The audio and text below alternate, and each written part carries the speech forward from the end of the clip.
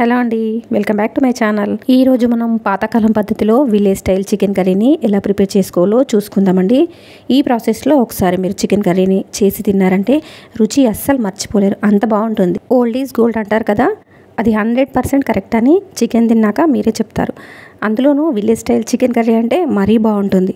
మరి ఇంకెందుకు ఆలస్యం, వీడియోలోనికి వెళ్ళిపోయి ఈ విలేజ్ స్టైల్ చికెన్ కర్రీని ఎలా ప్రిపేర్ చేసుకోవాలో, దీనికి కావాల్సిన పదార్థాలు ఏంటో, దీంట్లోకి కావాల్సిన మసాలాలు ఏంటో చూసుకుందాం. చికెన్లోనికి కావాల్సిన మసాలా కోసము లవంగాలు, ఇలాచి, దాల్చిన చెక్క, బగారాకు, ఎండు కొబ్బరి కొంచెము, వీటిని మనము తీసుకొని పక్కన పెట్టేసుకుందామండి. ఇప్పుడు పచ్చిమిర్చి కట్ చేసినవి 4, ఒక ఉల్లిపాయ చిన్నది సన్నగా కట్ చేసి పెట్టుకోవాలి.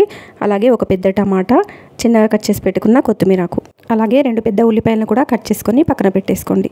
ఇప్పుడు మనము చికెన్ని 2-3 సార్లు శుభ్రంగా కడిగేసి సాల్ట్ వేసి ఒకసారి కడిగేసుకోవాలండి. చికెన్ అనేది స్మెల్ రాకుండా ఉంటుంది. ఇలా కడిగేసిన తర్వాత 1 టీ స్పూన్ వరకు పసుపు, అలాగే 2 టీ స్పూన్ వరకు కారం పొడి, రుచికి సరిపడా ఉప్పు, అలాగే 1 టీ స్పూన్ వరకు అల్లం వెల్లుల్లి పేస్ట్.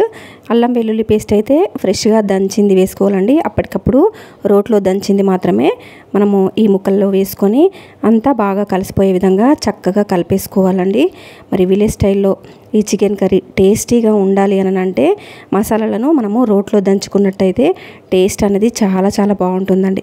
ఇప్పుడు ఈ ముక్కలకు అన్నీ ఈ విధంగా కలిపేసుకొని పక్కన పెట్టేసుకుందాము. మనం మసాలాలు ప్రిపేర్ చేసుకునేంత వరకు ఈ చికెన్ చక్కగా మ్యారినేట్ అవుతుంది.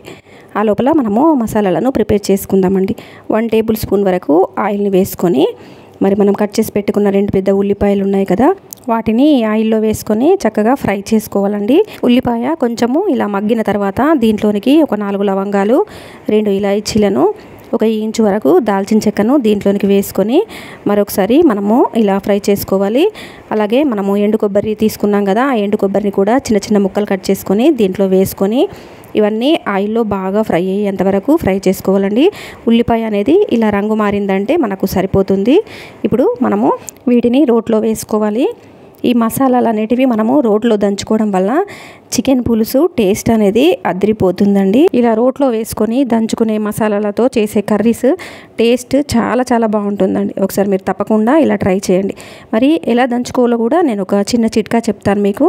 మనం మసాలాలు ఏవైనా ఈ విధంగా దంచుకునేటప్పుడు నీళ్ళు వేసి దంచినట్టయితే నీళ్ళన్నీ మన మొహం మీద చిట్లడం మాత్రమే కాదండి, మనం వేసుకున్న ఉల్లిపాయ కానీ ఎండు కొబ్బరి కానీ కూడా తొందరగా బయటికి వచ్చేస్తుంది.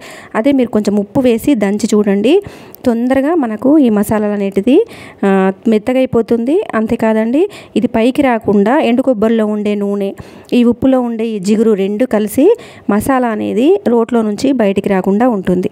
ఇలా మనము కనుక రోట్లో వేసి మసాలాలను దంచుకున్నట్టయితే చాలా ఈజీగా మసాలాలను మనము మెత్తగా దంచేసుకోవచ్చండి. కర్రీస్ కూడా టేస్ట్ చాలా చాలా బాగుంటాయి. ఇప్పుడు ఇలా ముద్దలాగా ఇది ఫామ్ అవుతుందండి. మనం ఎండు కొబ్బరి, ఉల్లిపాయ, అలాగే లవంగాలు, ఇలాచీతో చేసిన మసాలా రెడీ అయిపోయినట్టేనండి. ఈ మసాలాని ఇప్పుడు మనము పక్కన పెట్టేసుకొని చికెన్ ఎలా ప్రిపేర్ చేసుకోవాలో చూసుకుందాం. ఒక మందపాటి గిన్నె తీసుకొని దీంట్లోనికి 3 టేబుల్ స్పూన్స్ వరకు మనము ఆయిల్ వేసుకుందామండి. ఆయిల్ అంతా బాగా వేడయిన తర్వాత మనము కట్ చేసి పెట్టుకున్న ఉల్లిపాయ ఉంది కదా, చిన్న ఉల్లిపాయ ఒకటి సన్నగా కట్ చేసుకుంది, దాన్ని దీంట్లోనికి వేసుకోవాలి. ఇది కొంచెం మగ్గిన తర్వాత పొడవుగా కట్ చేసి పెట్టుకున్న పచ్చిమిర్చిని కూడా మనం దీంట్లోనికి వేసేసుకొని ఒకసారి గరిటతో కలిపేసుకోవాలి.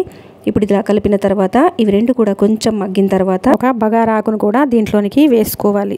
తర్వాత మనము దీంట్లోనికి అప్పటికప్పుడు ఫ్రెష్గా దంచిపెట్టుకున్న అల్లం వెల్లుల్లి పేస్ట్ని కూడా వేసుకొని ఈ అల్లం వెల్లుల్లి పేస్ట్ పచ్చివాసన పోయేంత వరకు ఇవన్నీ ఆయిల్లో మనము చక్కగా ఫ్రై చేసుకోవాలండి.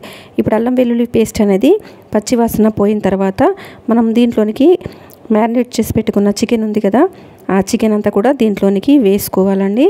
ఇలా మొత్తం వేసుకొని అంతా ఒకసారి మిక్స్ అయ్యే విధంగా చక్కగా కలిపేసుకోవాలండి. మరి ఈ చికెన్ అనేది ఒక 30% వరకు మనము ఈ ఆయిల్లోనే ఉడికించుకోవాలి. దానికి ముందు మనము ఏం మసాలాలు కూడా దీంట్లోనికి వేయకూడదు. ఆయిల్లోనే ఒక 30% ఉడికిందంటే చికెన్ టేస్ట్ అనేది చాలా బాగుంటుంది. ఇప్పుడు మనం మూత పెట్టేసుకుందాము. ఒక 30% ఉడికిన తర్వాత మనము మూత తీసుకొని చూసుకున్నామంటే మనకు చికెన్ అంతా చక్కగా ఉడుకుతుంది. ఆయిల్ ఎప్పుడైతే ఇలా సపరేట్ అవుతుందో చికెన్ నుండి, అప్పుడు చికెన్ టేస్ట్ చాలా బాగుంటుందండి. ఇలా ఆయిల్ సపరేట్ అవుతున్న సమయంలోనే మనము ఆల్రెడీ మనకి ఇది 30% ఉడికిపోయింది కాబట్టి మనం ప్రిపేర్ చేసి పెట్టుకున్న మసాలా ఉంది కదా, రోట్లో వేసి దంచి పెట్టుకున్న మసాలాను దీంట్లోనికి వేసుకోవాలండి. ఈ చికెను మసాలాలు రెండు కూడా బాగా కలిసిపోయే విధంగా కలిపేసుకోవాలి.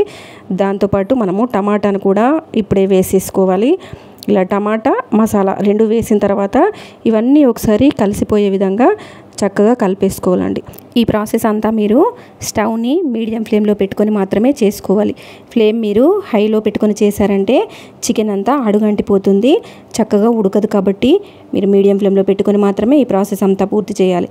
ఇప్పుడు మనము మరొక 30% వరకు చికెన్ను ఉడికించుకుందామండి. మూత పెట్టేసుకుందాము. ఇప్పుడు లో ఫ్లేమ్లో పెట్టేసుకోండి, ఎందుకంటే మసాలా వేసాం కాబట్టి అడుగంటకుండా ఉంటుంది. ఇప్పుడు మసాలాలో చికెన్ రెండు కూడా చక్కగా ఉడికిపోయాయని మనకు అర్థమైపోతుంది. ఆయిల్ చూస్తున్నారు కదా ఎంత బాగా పైకి తేరుకుంటుందో. ఇప్పుడు ఈ చికెన్ అంతా 60% ఉడికిపోయింది. ఇప్పుడు నీళ్ళని వేసుకోవాలండి మనము. ఇప్పుడు నీళ్ళు వేసుకొని మనము మరొక 40% వరకు కూడా ఉడికించుకోవాలి. మరి మనకి ఎంత సూప్ అవసరం ఉంటుందో అన్ని నీళ్ళను మనము పోసుకోవాలి.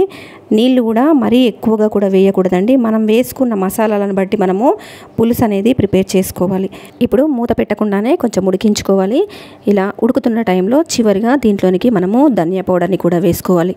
2 టీ స్పూన్స్ వరకు ధనియా పౌడర్ని మనం వేసుకొని మూత పెట్టేసుకొని ఒక 40% వరకు ఉడికించుకోవాలి. ఇలా మిగిలిన 40% ఉడికిన తర్వాత మనము మూత తీసి చూసుకున్నట్టయితే village style chicken curry ready అయిపోయినట్టేనండి. ఈ ప్రాసెస్లో మీరు చికెన్ కర్రీని ఒకసారి చేసుకొని తిన్నారంటే రుచి చాలా చాలా బాగుంటుందండి. మళ్ళీ మళ్ళీ మీరు ఇదే విధంగా ప్రిపేర్ చేసుకుంటారు, అంత టేస్టీగా ఉంటుంది. మనం మూత పెట్టేసి కాసేపు దీన్ని పక్కన పెట్టినట్టయితే ఆయిల్ అంతా కూడా ఇలా పైకి తేరుకొని చూడడానికి చాలా కలర్ఫుల్గా మాత్రమే కాదండి, టేస్ట్ కూడా అదిరిపోతుంది. ఈ రెసిపీ మీకు నచ్చినట్టయితే ఒక లైక్ చేయండి, షేర్ చేయండి. ఇలాంటి మరిన్ని ఇంట్రెస్టింగ్ రెసిపీస్ కోసం నా ఛానల్ని సబ్స్క్రైబ్ చేసుకోండి. Thank you for watching this video. Thank you అండి.